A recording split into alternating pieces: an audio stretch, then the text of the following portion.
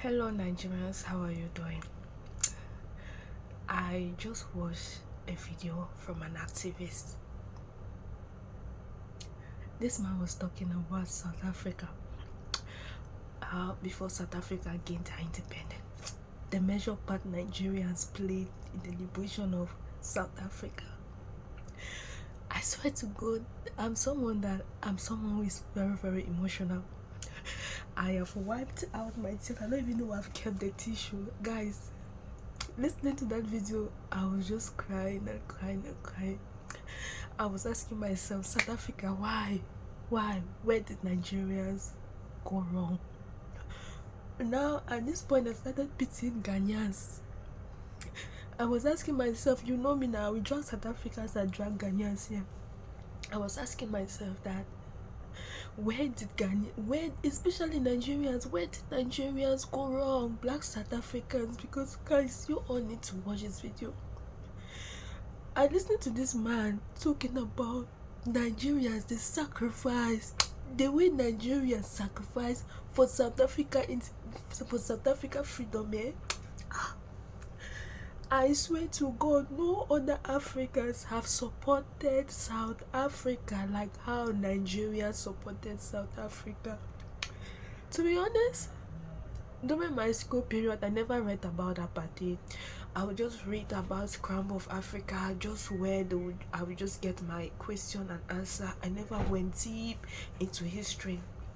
But watching this video, listening to this man talk, break down how Nigerian women contributed for South Africa independence, how parents who could not even afford their next daily meal contributed for these black South Africans. Are you guys not reading your history? Do you know what Nigerians and Ghanaians, they said Nigerians stood their ground against apartheid just to make sure these South Africans gained their independence. Nigerians played the major role. Even Ghanaians, they said Nigeria, they said that you cannot undermine the sacrifice. Nigerians help these South Africans, and today these Nigerians are the enemy.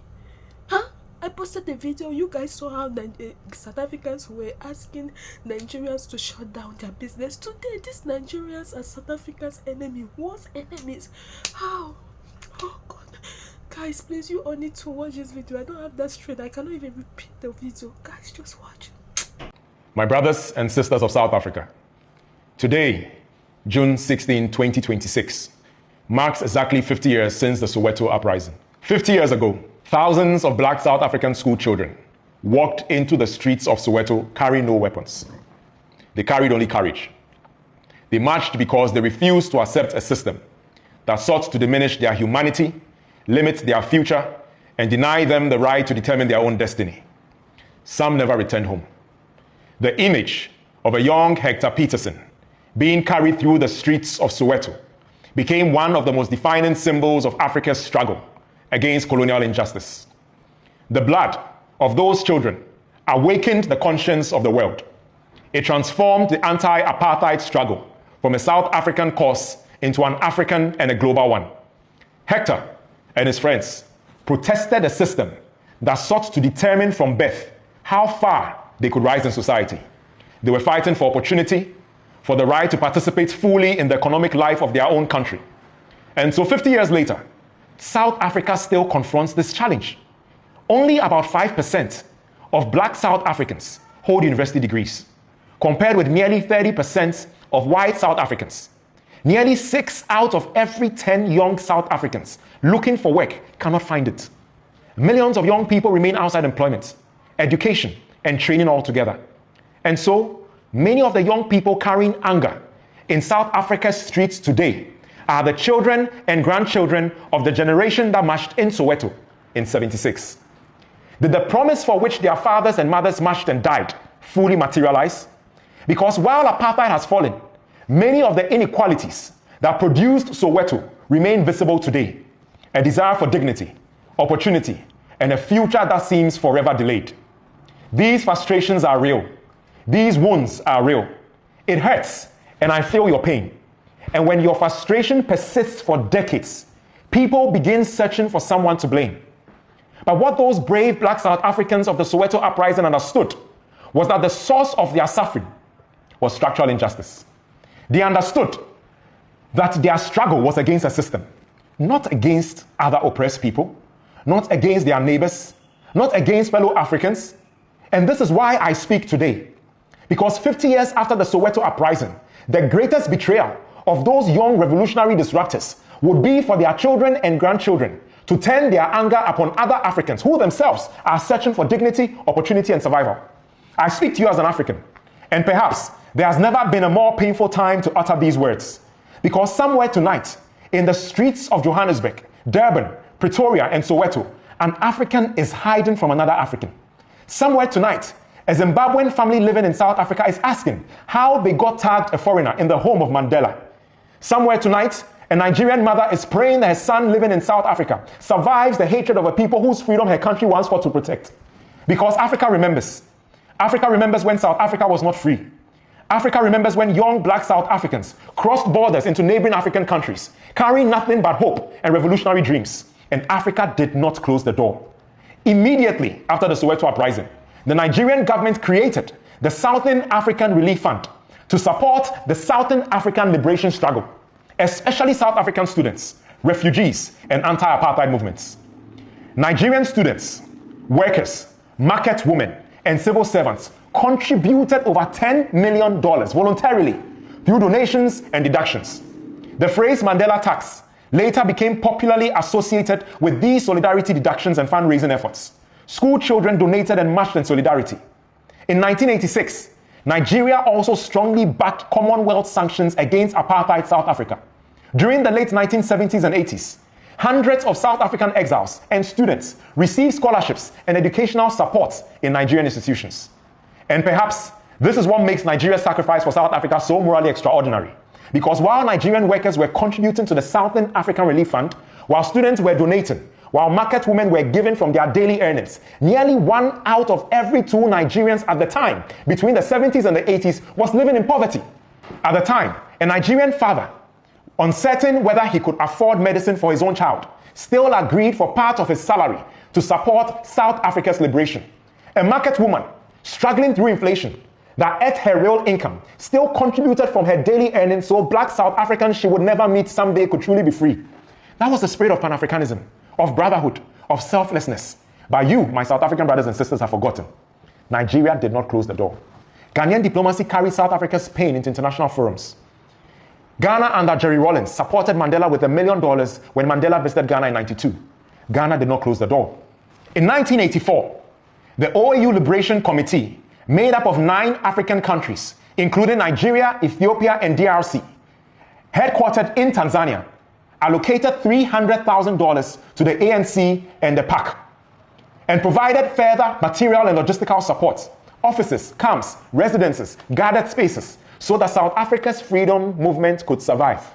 Tanzania opened its soil and allocated land in 7 locations as camps to train African National Congress and Pan-African Congress liberation fighters. In Morogoro, the exiled ANC established the Solomon Maklangu Freedom College in 1978, giving education and vocational training to young South Africans who had fled after the Soweto uprising. Zambia did not close its door. Lusaka became the heartbeat of the ANC in exile. Oliver Tambo and the exiles operated from there, while apartheid South Africa retaliated with raids, destabilization, and pressure against Zambia for daring to stand with you. Mozambique, Angola, Zimbabwe, and Libya under Muammar Gaddafi openly backed Mandela and the ANC, when much of the world still branded them as terrorists. Algeria helped militarily train Mandela himself. All these African countries were under debt distress, food insecurity, unemployment, instability, and broken infrastructure, and yet Africa still gave. If Africa had chosen nationalism over Pan-Africanism at the time, if we had said Ghanaians first, Nigerians first, Tanzanians first, Zambians first, freedom for all of black South Africa may never have been realized or further delayed. So when Africans are persecuted in South Africa today, history does not merely weep. It asks, did we give from our limited resources 40, 50 years ago so we would one day be treated as strangers and hunted in South Africa? Every time an African is attacked for trying to earn a living wherever they find themselves on the continent, the vision of Nkrumah, Nyerere, Mandela, Azikwe, and the founders of the OAU is betrayed. They understood that Africa could never become economically powerful while Africans themselves feared moving across Africa. They understood that trade, labor, talent, business, ideas, investment, and opportunity must circulate across the continent if Africa was ever to rise. So to every young South African carrying anger in the streets today, I say to you, the brothers and sisters you persecute today are from countries that delayed parts of their own development and contributed resources that broke the yoke of apartheid from your necks. The Zimbabwean mechanic working in Durban did not design apartheid economics. The Ghanaian hairdresser in Pretoria did not create land inequality. The Nigerian entrepreneur and Somali shopkeeper in Joburg did not engineer racial capitalism.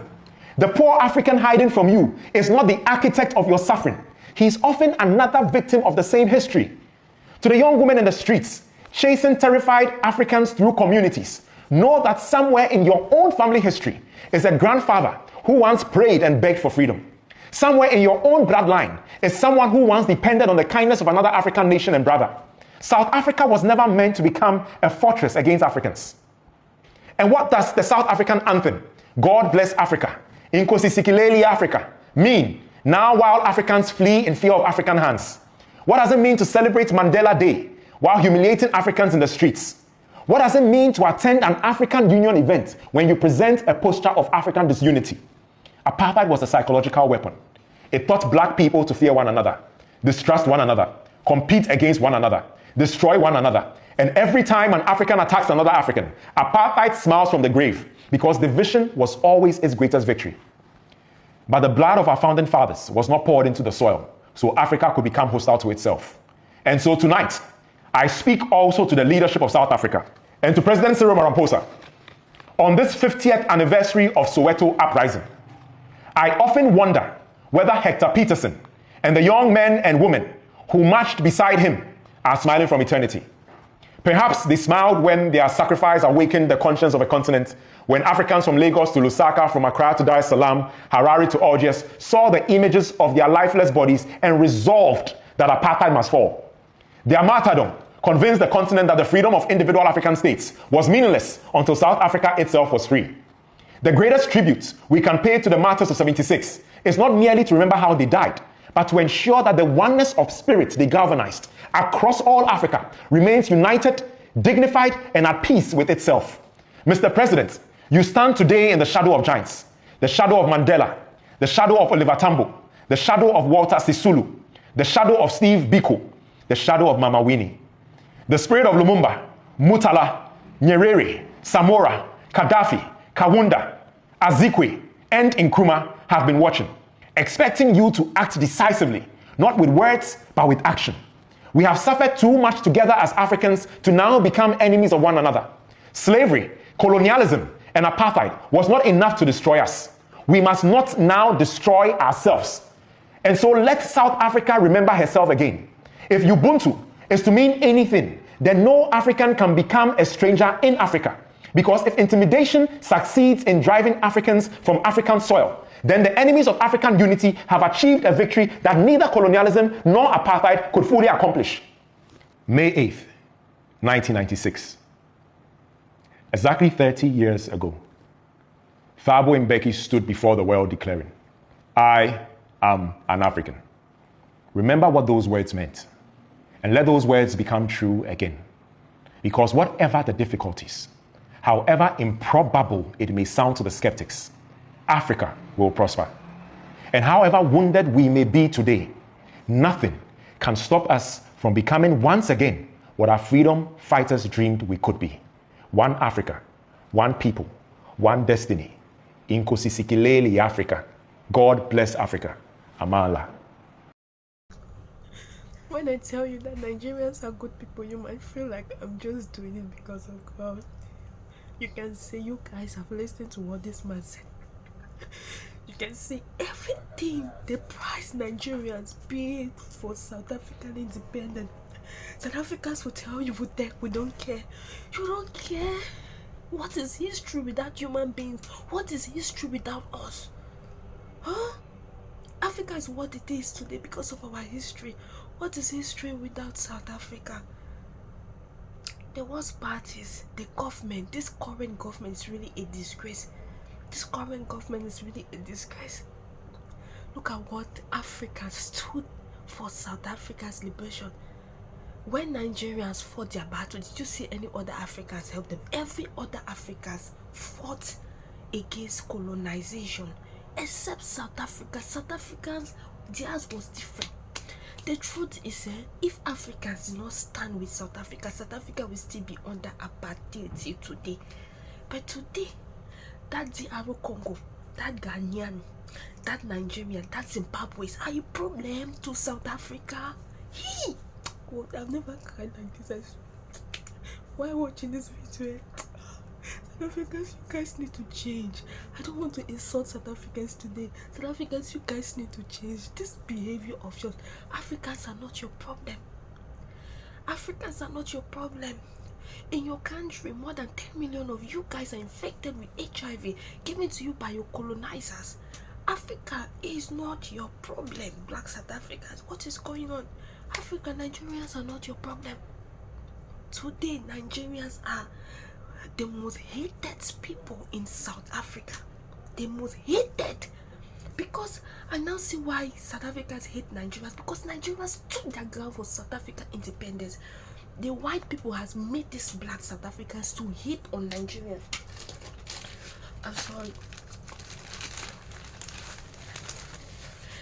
The Black people has made these people to hate on Nigerians because of the sacrifice Nigerians paid for your liberation. Today you see Nigerians, you hate Nigerians so much. Like, have you guys seen this video of this woman saying, "Oh, I hate foreigners. I hate foreigners." Have you guys seen that video of that woman crying of how she hates foreigners? You see a lot of videos of South African women. Foreigners are the problem why I don't have a child. Foreigners are the problem why I don't have a house. They keep blaming foreigners for everything. On Nigerians, is it good? South Africans, you people should change here. Stop stressing us on this social media. Stop it. Oh.